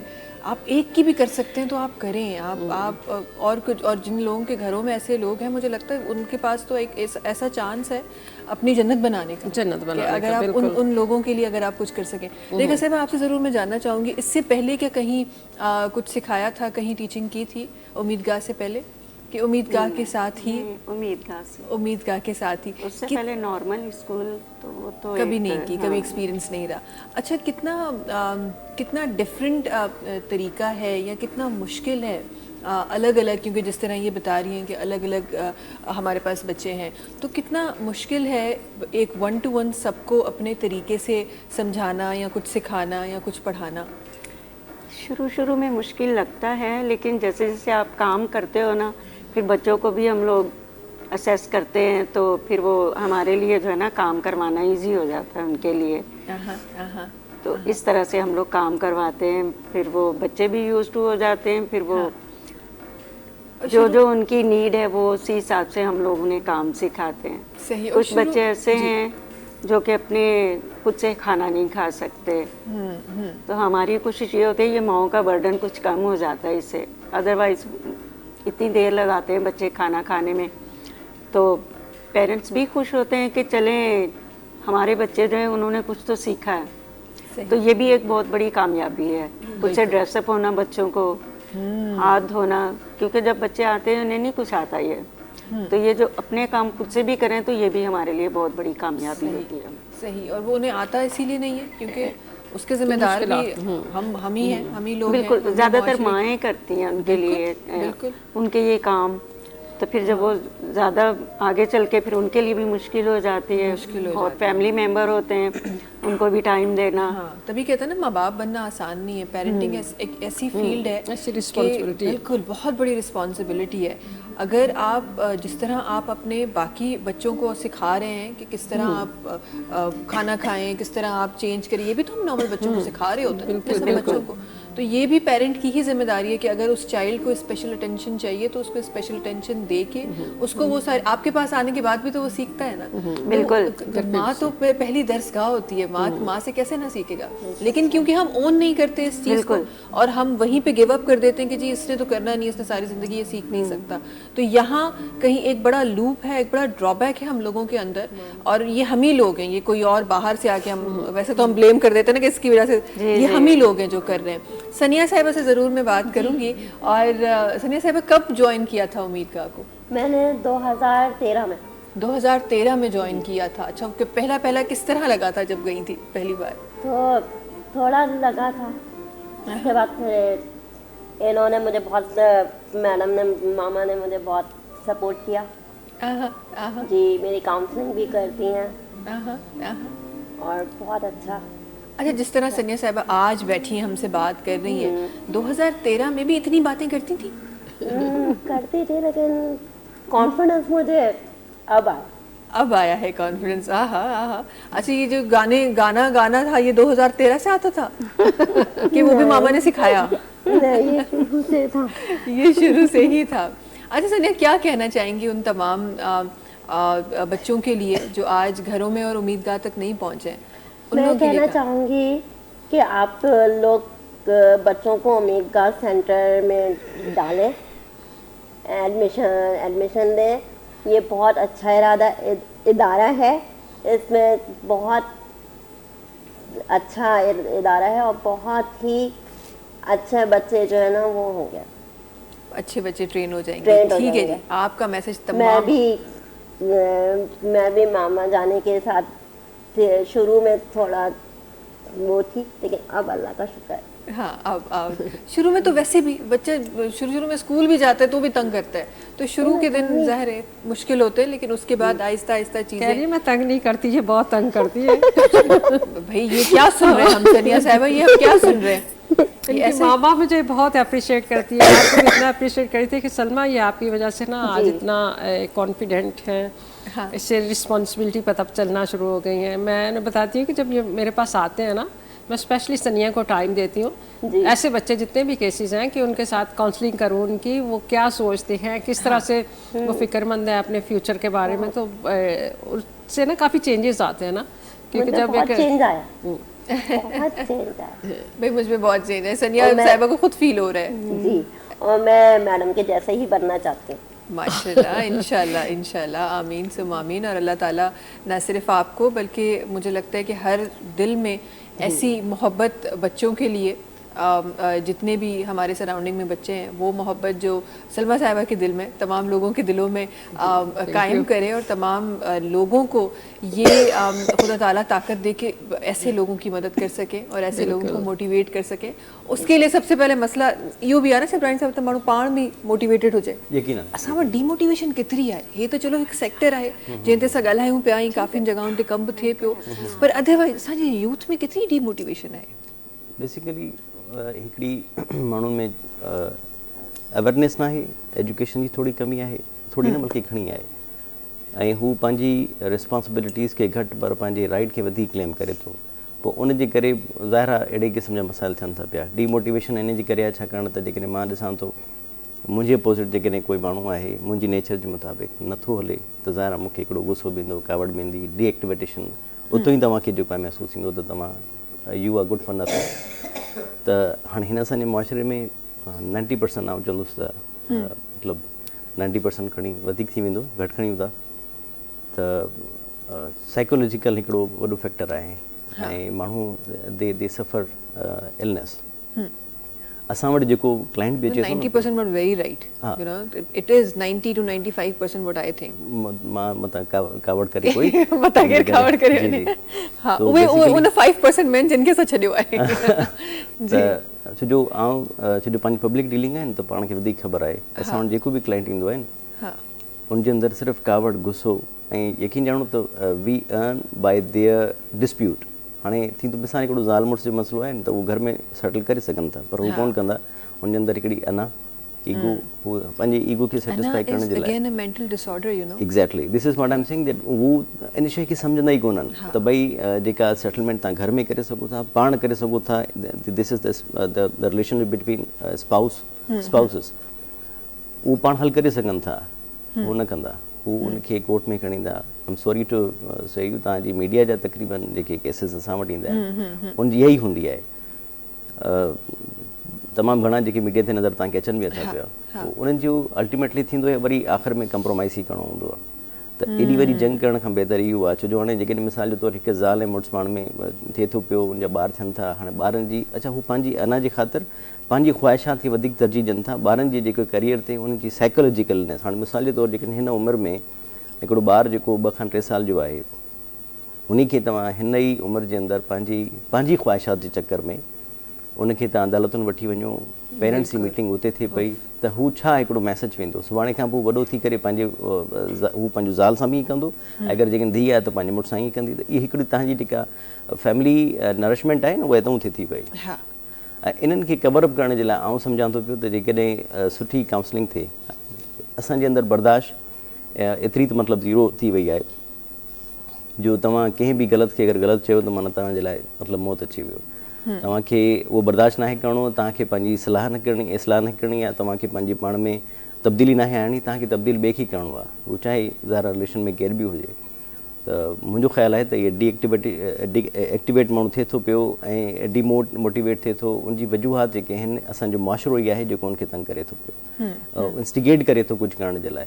उनजो सिर्फ़ु हल इहो ई आहे त माण्हू पंहिंजी इस्लाह करे ऐं पंहिंजे पाण खे तब्दील करण जी कोशिशि करे बजाए ॿिए खे करे।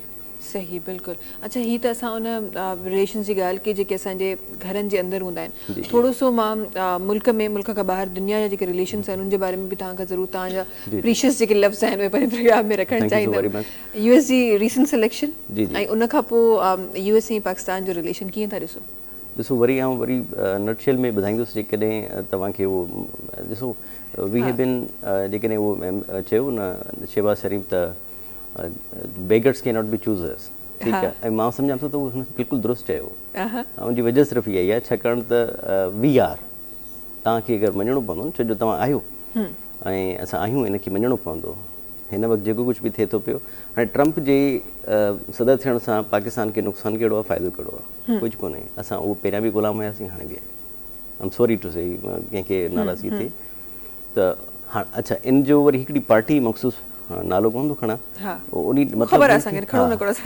मख़सूसु पार्टी इनखे एॾो माना हिकिड़ो बहितरीनु क़िस्म सां उनखे पेश कयो आहे त भई ट्रंप जेको आहे हीअ त मतिलबु हाणे हीअ फ़रिश्तो आहे, हीअ त असां जेका रिलेशनशिप ॾाढो सुठो ठाहींदो।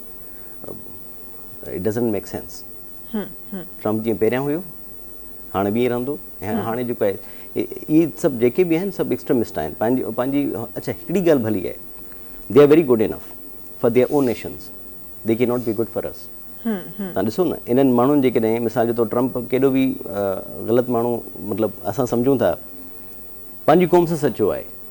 असांजो जेको वज़ीर आज़म जेकॾहिं कोई बि मुंतख़िब थी अचे थो पियो, उहो असांजी क़ौम सां सचो न आहे, उहो पंहिंजी ज़ात सां सचो आहे, पंहिंजी पार्टीज़ खे जेको आहे फैसिलिटेट करण जे लाइ या उनजो हिकिड़ो सुठो जेको आहे कदकार ठाहिण जे चकर में पोइ पूरे पाकिस्तान जो नक्शो ख़राबु थी वञे, को डज़ंट मैटर, उनजे लाइ का उहा माना ख़ासि न आहे। आउं सम्झां थो पियो त पाकिस्तान जी सूरत हाल इहा ई आहे ऐं बाक़ी इनमें जेकॾहिं कोई बि थिए थो पियो असांखे को फ़ाइदो कोन्हे, ऐं नथो सम्झां पियो। असांखे फ़ाइदो कोन्हे, जी। पर किथे वधीक नुक़सान आहे, थोरो इहो ज़रूरु असां इन जे बारे में ज़रूरु ॻाल्हाईंदासीं, इनखे ज़रूरु सोचंदासीं। जल्दी सां हिकु ब्रेक की तरफ़ हलूं था नाज़रीन, वक़्तु आहे ब्रेक जो। तव्हां सां मुलाक़ात कयूं था नंढी कमर्शियल ब्रेक खां पोइ।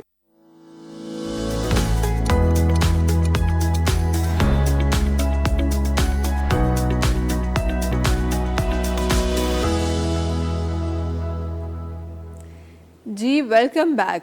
अच्छा, जॾहिं तव्हां कंहिं बि इदारे जी ॻाल्हि कंदा आहियो, कंहिं बि ऑर्गेनाइज़ेशन जी ॻाल्हि कंदा आहियो, त सभिनी खां पहिरीं जेको क्वेश्चन मार्क ईंदो आहे त हीअ मेंटेन करण जे लाइ जेके फाइनेंसिस आहिनि उहे किथां ईंदा, उहो कीअं थींदो।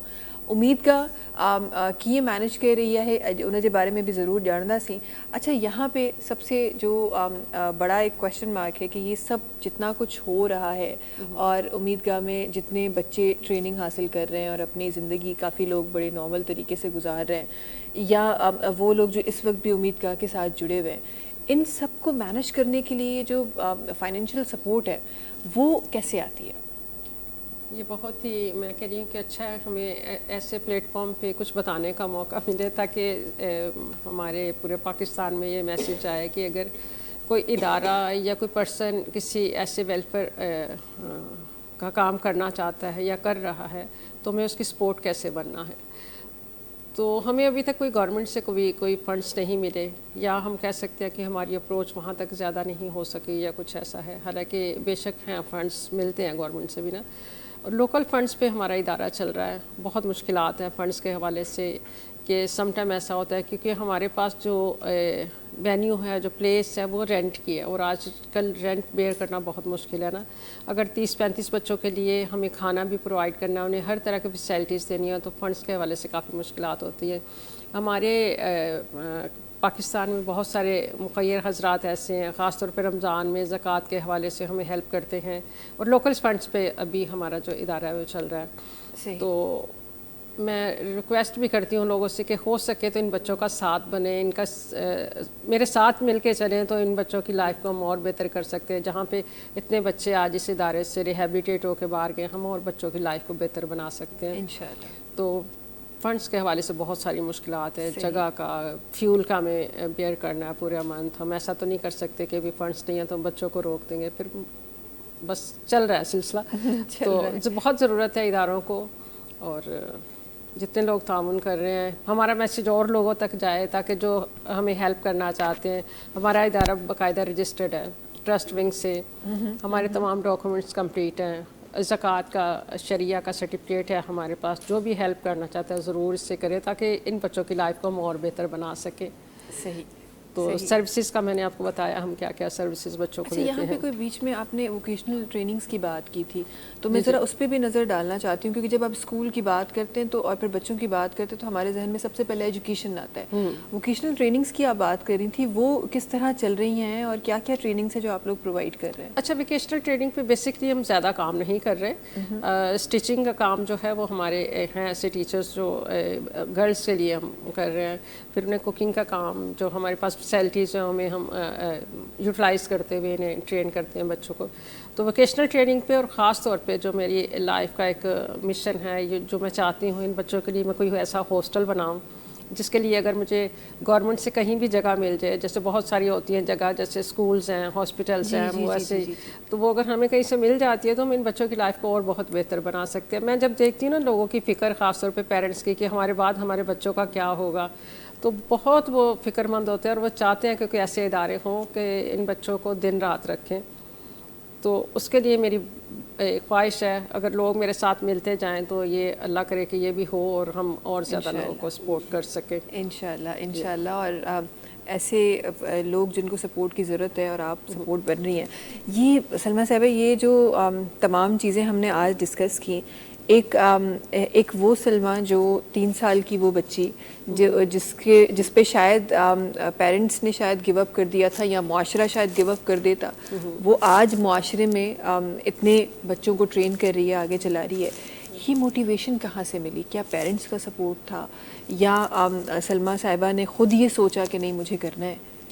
इसमें दोनों बातें हैं ना। मैं जब इस फील्ड में मुझे मतलब मैट्रिक के बाद ही मेरा ये था कि मुझे इन बच्चों के लिए काम करना है। एक्चुअली मैं अपनी ट्रीटमेंट के लिए कि ऐसे इदारे में गई, तो वहाँ पे हॉलैंड से एक फॉरेनर आए हुए थे। उन्होंने मेरा पोटेंशियल देखा, मेरी डेडिकेशन देखी कि मैं किस तरह से बच्चों के साथ मतलब वहाँ के बच्चों के साथ जहाँ पे मैं अंडर ट्रेनिंग थी, तो मैं किस तरह से मेरा बिहेवियर है। तो उन्होंने कहा कि सलमा आप ना अगर चाहते हो ये काम करना, तो मैंने कहा कि मुझे तो अभी इन चीज़ों की कोई हो नो नहीं है ना। तो उन्होंने कहा था कि सब आपको ट्रेनिंग मिल जाएगी, आप ये बहुत कुछ कर सकते हो। आज जब मैं देखती हूँ तो उनका विज़न मुझे समझ में आता है कि उन्होंने किस टाइम पे एक उनके पॉइंट उन्हें क्लिक किया कि ये लड़की जो आगे चल के ये सोसाइटी के लिए काम करेगी और ऐसे लोगों के लिए काम भी करेगी।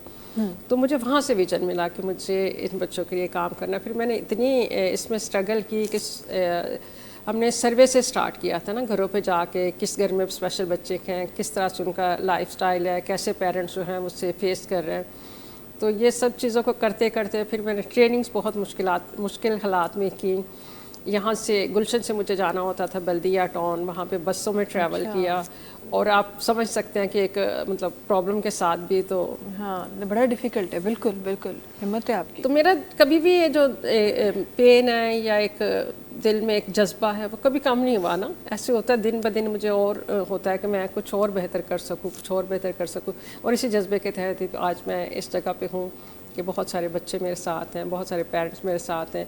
और मैं समझती हूँ, मैं थैंक्स भी कहना चाहूँगी जो सोसाइटी में लोग मुखैर हजरात जो उम्मीदगाह का साथ दे रहे हैं उनका भी, और जो लोग और भी आगे बढ़ना चाहते हैं उन्हें भी वेलकम करते हैं ताकि ये काम और बेहतर हो। सही सही। और वो तमाम लोग जो अपना कहते हैं ना कि हमारे पास वो अमाउंट जो सही जगह पे सही वक्त पे जाना चाहे, उनके लिए भी मैं चाहूँगी कि आपके लफ्ज़ों में हम ज़रूर बताएं कि किस तरह आपसे कांटेक्ट किया जाए, कौन से सोशल साइट्स पे आप लोग अवेलेबल हैं, या कौन से ऐसे नंबर्स हैं जिन पे आप लोगों के साथ कांटेक्ट, जो लोग आप ऐसे बच्चों के लिए कुछ करना चाहते हैं वो कैसे कांटेक्ट कर सकते हैं आप? सोशल मीडिया पे हमारा पेज है उम्मीदगाह का, उम्मीदगाह रिहैबिलिटेशन वेलफेयर ट्रस्ट का। और सोशल मीडिया पे जैसे इंस्टाग्राम है, ये सब हमारी वेबसाइट है, वहाँ पे विज़िट कर सकते हैं। बाकायदा सारी उस पर इंफॉर्मेशन है, किस तरह से बैंक अकाउंट है वहाँ पे, तो उसके थ्रू कांटेक्ट कर सकते हैं। सही तो सही है सही। और वो उम्मीदगाह के नाम से, उम्मीदगाह के नाम उम्मीदगाह के नाम से, ठीक है। रिहैबिलिटेशन वेलफेयर ट्रस्ट, सही। पूरा इसका टाइटल ये है ना। सही। तो वहाँ आपसे कांटेक्ट करके काफ़ी और इन्फॉर्मेशन मिलेगी कि किस तरह से हमारा इदारा काम कर रहा है, ताकि सेटिस्फेक्शन भी चाहिए होती है ना। जब अल्लाह की राह में भी दे रहे होते हैं ना, तो फिर भी हमें सेटिस्फेक्शन सही प्रॉपर जगह पे जाए। तो जैसे मैंने बताया हमारा सर्टिफाइड इदारा है, पीसीपी हमारे पास है, फिर हमने जितनी भी मतलब रिक्वायरमेंट है इदारे की वो पूरी की हैं, तो लोग अगर यहाँ पे देते हैं। और सबसे बड़ी बात होती है हमारी ज़कात जो है वो किस तरह यूटिलाइज हो रही है। तो हमारे साथ मुफ्ती साहब हैं, और ये सारा जो बड़े इदारों के साथ भी हैं, हम भी चल रहे हैं। एक दिन बड़ा इदारा होगा इंशाल्लाह। आप बड़े काम कर रही हैं तो बड़ा इदारा तो हो ही गया पहले से। हाँ, दुनियावी नज़र में कब बड़ा होगा वो अलग बात है, लेकिन बड़ा काम तो आप वैसे पहले से ही कर रही हैं। जहाँ तक इंसान को मौका मिले करते रहना चाहिए। मेरी तो लाइफ का ये असूल है कि अगर आप भाग नहीं सकते तो चल तो सकते हो ना, अगर चल भी नहीं सकते क्रॉलिंग कर रहे हो, मगर कहीं ना कहीं आपको चलना है, आपने रुकना नहीं है। और यही लाइफ का अगर हमने अपना ये असूल बना लिया तो हम कुछ ना कुछ करते रहेंगे, कुछ ना कुछ करते रहेंगे। बड़ी ज़बरदस्त बात है। अच्छा, एक आखिरी चीज़ कि अगर कोई काफ़ी लोग ऐसे होते हैं जो खुद विज़िट करना चाहते हैं और उसके बाद फिर इंडिविजुअली बच्चों के पास जाना चाहते हैं, तो क्या ऐसा भी कुछ हो सकता है? ऐसा होता है। बहुत सारे लोग हैं जो अपने बच्चों की कोई ना कोई खुशी है वो सेलिब्रेट करना चाहते हैं, इदारे में आते हैं। वैसे भी कोई आना चाहे तो गुलशन 13D में है लोकेटेड है हमारी जगह, वहाँ पे आ सकते हैं, बच्चों से मिले, उनके साथ टाइम स्पेंड करें। और बहुत खुशी की बात है कि वो बच्चों के साथ मिलके जो आपको प्यार मिलता है। सही सही। बेशक वो आ सकते हैं, ठीक है जी। तो अगर केर बि अहिड़ो माण्हू जेको असांखे ॾिसी रहियो आहे, जेको वञणु चाहे थो या हेल्प आउट करणु चाहे थो या पंहिंजो हिसो रखणु चाहे थो, इन्हनि खे इन लफ़्ज़नि में अगरि समेटियूं त ज़रूरु हिननि जे सोशल मीडिया जेके पेजिस आहिनि उन्हनि ते वञो ऐं हिननि सां कॉन्टेक्ट कयो ऐं पाण पंहिंजी अखियुनि सां पहिरीं ॾिसो, तसली कयो, ऐं उन खां पोइ पंहिंजो जेको अमाउंट आहे उहो पंहिंजे हथनि सां सही जॻह ते ॾियो। तव्हांजी तरफ़ अचणु चाहींदमि छा भाई साहिबु, प्रोग्राम जे अॼोके एपिसोड जे इख़्तिताम जी तरफ़ आहियूं। कुझु शयूं जेके हमेशह जॾहिं बि कंहिं अहिड़ी पर्सनैलिटी सां मुंहिंजी मुलाक़ात थींदी आहे जेको फ्यूचर खे असां खां बहितर सम्झी सघे थो, बिकॉज़ ऑब्वियसली तव्हां लॉ सां एतिरो कनेक्टेड आहियो जेतिरो शायदि आम माण्हू कोन्हे ऑब्वियसली, त तव्हां उनखे सम्झो था ऐं अॻियां जो जेको हालात जेके असांखे आहिनि न सिर्फ़ु मुल्क जा, दुनिया जा बि, नॉर्मल मुआशिरे जा बि, जॾहिं तव्हां हालात जी ॻाल्हि कयो था तव्हां शायदि वधीक सम्झो था, त मां ज़रूरु उन्हनि खां इहो ज़रूरु पुछणु चाहींदी आहियां त अॻियां जेके 10 साल आहिनि उहे असांजे आम माण्हू जे लाइ जेको सुठी अर्निंग करे रहियो आहे, कीअं न कीअं सर्वाइव वरी बि करे थो वञे, हींअर ताईं बि करे रहियो आहे, पर आम असांजा मेजॉरिटी उहा आवाम आहे जेका गुरबत जो शिकार आहे, उन जे लाइ अॻियां 10 साल कीअं था ॾिसो? ॾिसो, आउं सम्झां थो त हीउ जेको ईंदड़ वक़्तु अगरि माज़ी सां कंपेयर कयो त ॾुखियो आहे ऐं ईंदड़ वक़्तु अञा वधीक ॾुखियो रहंदो। हुनजी वजूहत तीअं त छो जो असां माज़ी में जाम सतरियूं ग़लतियूं थी चुकिया आहिनि ऐं इंटरनेशनली हिकिड़ो असांजी माना हिकिड़ो इन्फ्लेशन जो रेट त हूअं ई वधियो वियो आहे ऐं I shall say that I should be optimistic, हिकिड़ी सुठी सोच रखूं त बहितर आहे। उमेद जेका आहे पाण खे आहे त सुठो बहितर असांजो करियर बि थींदा, पर छो जो हिन वक़्तु रिप्लेसमेंट अची चुकी आहे न, त टेक्नोलॉजी तरफ़ वञूं था पिया, उहे माण्हू जेके इदारनि जी ॻाल्हि कयूं खणी त जिथे माण्हुनि जी वधीक ज़रूरत हूंदी, हाणे अनएम्प्लॉयमेंट थींदी वञे पई, उनजी वजूहत सिर्फ़ु इहे आहिनि त ॿाहिरां हिकिड़ो सोशल मीडिया अची वियो आहे, उनखां डिजिटल जेका आहे मार्केटिंग थी वई आहे, तव्हां घर वेठे जेको आहे सभु कुझु अर्न कयो था पिया। अहिड़े तरीक़े सां हाणे जेको ईंदड़ वक़्तु आहे ही डिजिटल जो आहे हींअर, मतिलबु हींअर बि हले पियो ऐं इहा शइ जी जेका चवंदा आहिनि त उहो इजाद तॾहिं थींदा आहिनि, बिल्कुलु इहे बिल्कुलु असांखे बि कोन थो अचे त थियो ईअं जेॾीमहिल हीउ कोविड जे दौरान माण्हुनि जा कारोबार कोन विया, पर पोइ उनमें एमेज़ॉन जेको आहे उहो टॉप ते वियो ऐं उनजे ज़रिए सां ॾाढी मतिलबु हिकिड़ी सेल थी, घर वेठे माण्हू जेके आहिनि उन सेल परचेस कंदा रहिया ऐं उनखां बाद में उनखे आइडियो आहे त हाणे हीउ बि कारोबार पाण करे सघूं था ऐं हीअं ॾिसो सभ खां वधीक जेको पाण हिन वक़्तु आहे कारोबार उहो तव्हांजो ऑनलाइन आहे। ठीकु आहे, उनमें फ्रॉड बि आहे काफ़ी हद ताईं, पर माना बहितर आहे। अॼु जेकॾहिं असां ॾिसूं उनमें टाइम बि तव्हांजो सेव थिए पियो। मूं वटि जेकॾहिं टाइम न आहे त मां ऑनलाइन काफ़ी शयूं मतिलबु ख़रीद करे सघां थो, वेबसाइट्स आहिनि जेके पहले न, त उमेदु आहे त पाण बहितर करे सघूं था, पर वरी बि we should be very much careful ऐं जेके मुल्क जा जी सूरत हाल आहे ॾाढी ख़राबु आहे ऐं उमेदु आहे त बहितर थिए, पर थियणी न आहे। सही। अच्छा, तव्हांजी जेको प्रैक्टिसिंग साइड आहे उन में क्रिमिनोलॉजी बि आहे ऐं डिफरेंट सेक्टर्स बि आहिनि, टेक्नोलॉजी जे अचण खां पोइ तव्हांखे छा थो लॻे त केतिरा फ़ाइदा पहुता आहिनि लॉ खे ऐं केतिरा नुक़सान पहुता आहिनि? ॾिसो, असांखे फ़ाइदो जाम पहुतो आहे, पर बदकिस्मती सां अञा ताईं उनजे मथां इम्प्लीमेंट घटि पियो थिए। मिसाल जे तौरु असां वटि ई कोर्ट सिस्टम थी वियो आहे ऐं मिसाल जे तौरु जेकॾहिं आउं सुप्रीम कोर्ट में केस अगरि प्रोसीड करणु थो चाहियां पियो, हाई कोर्ट लाड़काणे सर्किट बेंच में करणु चाहियां थो पियो, त मां कराची में वेही करे आउं प्रोसीड करे सघां थो ऐं इन जे मथां असांजो गुलाम असगर पठान साहिबु आहे, जॉइंट सेक्रेटरी आहे हींअर हाई कोर्ट बार जो, ऐं उनजो ई मतिलबु हिकिड़ो स्टेप हुयो त भई इन सिस्टम खे वधायो वञे, छाकाणि त हिकिड़ो माण्हू जेको नथो वञी सघे पियो आउट ऑफ स्टेशन, त घटि में घटि पंहिंजे स्टेशन तां रही करे हू करे सघे ऐं इन शइ जी ज़रूरत इन जे करे बि पई। या वरी अल्टीमेटली इन जो जेको तालुक़ु आहे उहो कोविड जो आहे, छो जो कोविड में असां वकिला खे मतिलबु दायरा अदालतुनि खे ताला लॻी चुका पिया, असां वञी कोन पिया सघूं ऐं हिकिड़ो डिस्टेंस रहियो, त उनजे करे इहा उन टाइम ते हिकिड़ो मुंहिंजो ख़्यालु आयो त भई हीउ सिस्टम थियणु खपे त घर वेठे तव्हां जेको आहे इवन की तव्हां एविडेंस हाणे बि लीड करे सघो था, जेको ई कोर्ट्स आहे सिस्टम आहे उनमें तव्हां एविडेंस बि जेको आहे लीड करे सघो था, जेकॾहिं तव्हां मुल्क खां ॿाहिरि आहियो तव्हां तॾहिं बि पंहिंजो एविडेंस रिकॉर्ड कराए सघो था। सिस्टम ॾाढो बहितर थी वियो आहे ऐं थियणु खपे, इहो पूरी दुनिया जे अंदरि आहे, बदकिस्मती सां असां जेको न आहे असां वटि सिस्टम इहो आहे जो हींअर छो जो हिकिड़ी बार जे अंदरि न मोनोपोली हूंदी आहे, हर कोई चाहींदो आहे त असांजो पावर जेको आहे उहो एग्ज़िस्ट करे। हाणे हींअर असांजी अदालतुनि जे अंदरि मतिलबु हिकिड़ी अदालत असांजी तयारु आहे, सॉरी हुनमें कोरंगी कॉम्प्लेक्स ठहियलु आहे, ॾाढो बहितरीनु ठहियलु आहे, पर छो जो असां नथा चाहियूं होॾे शिफ्ट थियूं, अगरि थी वियासीं त असांजी पावर जेको आहे उहो थोरो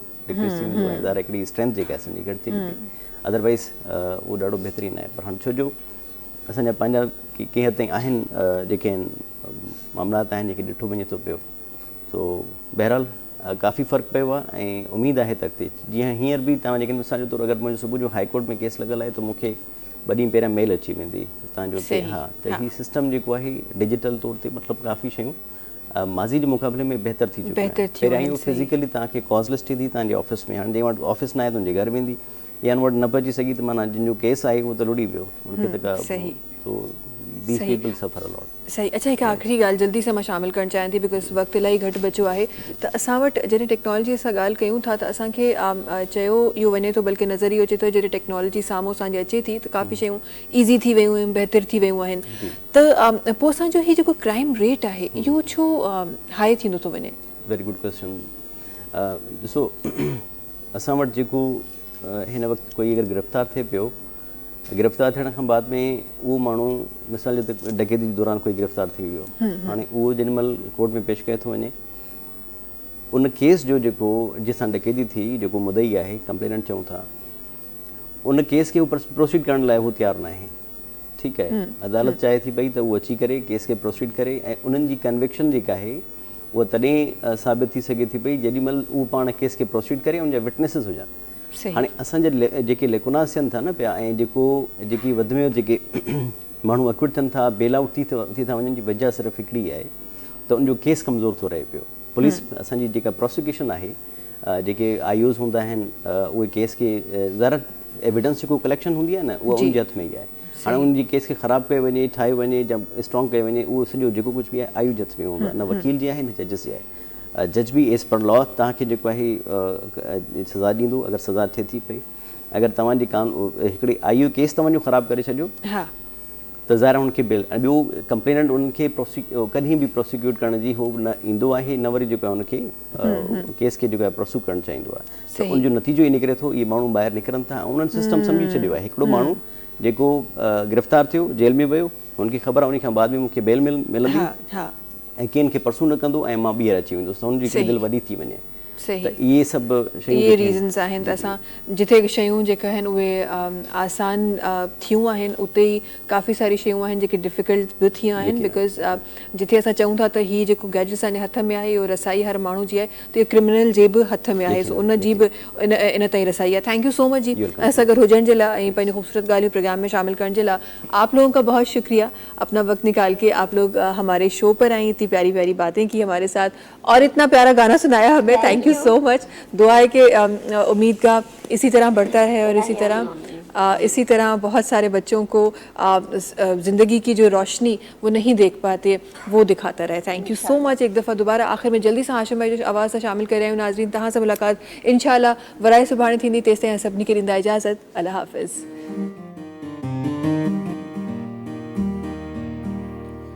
मेरा इश्क भी तू, मेरा यार भी तू,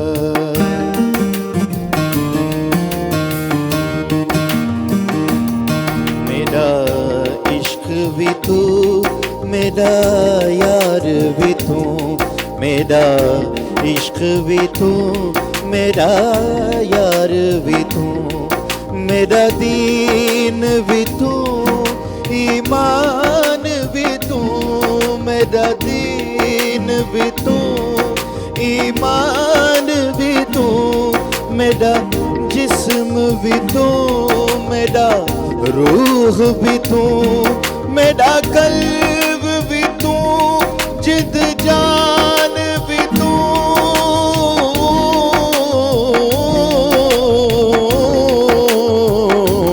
मेरा इश्क भी तू, मेरा यार भी तू, मेरा इश्क भी तू, मेरा यार भी तू।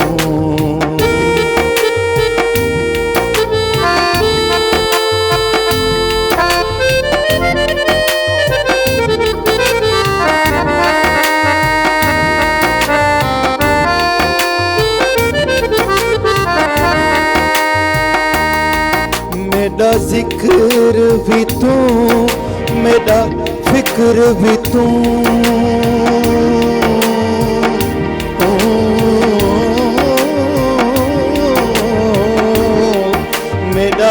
जिक्र भी तू, मेरा फिक्र भी तू, मेरा ज़ौक़ भी तू, वजदान भी तू, मेरा सावल मिठड़ा शाम सलोना, मनमोहन जाना भी तू,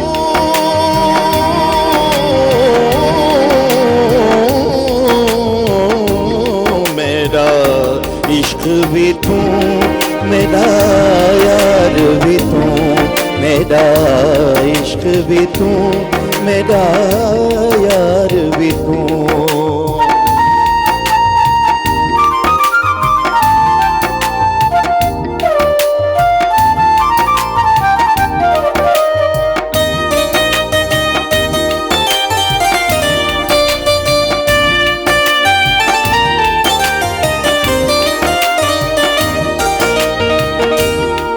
मेरा धर्म भी तू, मेरा धर्म भी तू, मेरा भरम भी तू, मेरा शर्म भी तू, मेरी शान भी तू, मेरी मेहंदी कजल मुसाक भी तू, मेरी सुर्खी बीड़ा पान भी तू,